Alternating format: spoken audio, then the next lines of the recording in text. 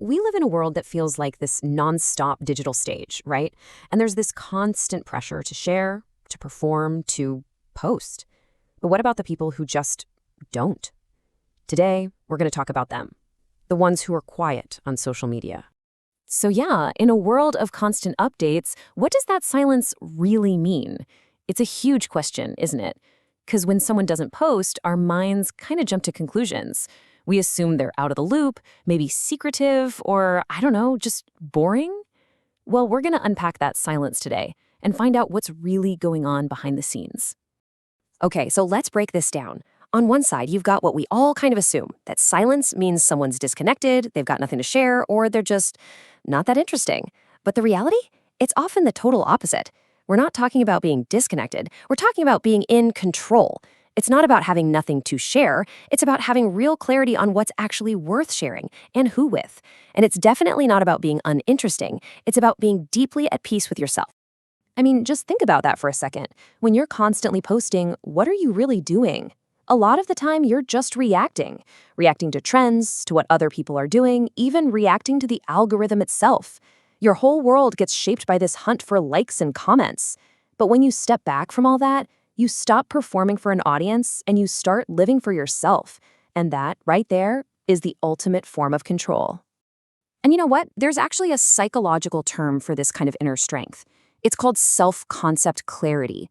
All it really means is having such a solid sense of who you are, your values, your goals, what makes you you, that you just don't need digital validation to feel whole. Your identity is built from the inside out, not cobbled together from a bunch of random opinions online. So how do you even get to that point? Well, it's not some happy accident. It's something you build deliberately. It's like an architecture of self-respect. And just like any solid building, it's built on a few really important pillars. So let's dig into the 3 pillars that hold up this whole mindset of digital silence. All right, so here they are, the 3 big ones. First, finding your motivation from within. Second, protecting your privacy like it's a precious resource. And third, beating this weird psychological trick our minds play on us called the spotlight effect. Let's break each one down. Okay, pillar number 1, intrinsic motivation. This is all about where you get your fuel from. What really drives you? Is it the applause from the outside, or is it a fire on the inside? People who don't feel that constant urge to post have pretty much mastered this. For them, the real satisfaction comes from the process itself. From the feeling of getting better at something, from the journey of learning or making something cool. The reward is the progress, not the praise that might or might not come later. They're their own audience, and honestly, that's the only one that really matters in the end. And that idea of focusing inward leads us perfectly to the second pillar, making a very conscious choice to value privacy over popularity. I mean, our culture screams at us that to be popular, you have to give up your privacy. But what if privacy is the real treasure here? Think about what choosing privacy actually does for you. It protects your mental space from that endless cycle of comparison and judgment that's all over social media.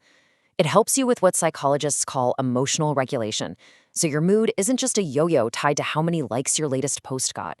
It basically mutes all the noise from the outside world, creating this kind of quiet sanctuary where you can finally hear yourself think. And now for the third and final pillar. And honestly, this one is a total game changer once you really get it. It's a cognitive bias, a little quirk in our thinking known as the spotlight effect. And trust me, it's the hidden source of so much of our social anxiety. So, what is it exactly? Well, the spotlight effect is that nagging feeling that there's a giant, invisible spotlight following you around, highlighting every single mistake you make, every bad hair day, every awkward thing you say for the whole world to see. It's this deep-seated belief that we're the main character in everybody else's movie. But here's the secret. We're not. This chart just shows the gap so perfectly. We think people are paying this massive amount of attention to us, like 90% of their focus is on our every move. But the reality? It's closer to 5%. Why? Because most people are way too busy worrying about their own imaginary spotlight to pay much attention to yours. The difference between what we think and what's real is just huge.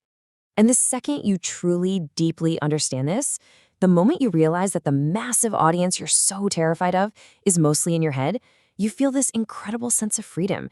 That pressure to perform just melts away. You can just be. And that realization doesn't create more anxiety. It brings a profound sense of peace. So when we put all these pieces together, what do we see? This isn't about hiding from the world at all. It's about making a powerful, conscious choice. It's about choosing depth over display. It's a decision to spend more time cultivating your inner world instead of just curating your outer one for everyone to see. So here's the big takeaway, the most important thing to remember. Digital silence isn't some empty void. It's actually full. It's full of clarity and motivation and peace. It's not a sign of weakness at all. In today's world, it might just be one of the most powerful ways to show self-respect. And that leaves us with one final question, something for you to think about. If you decided to lean into this a little more, to choose depth over display, what would you be protecting? What part of you would you be giving space to grow? Your focus, your creativity, your own mental peace? What precious part of yourself would really start to flourish? Definitely something to think about.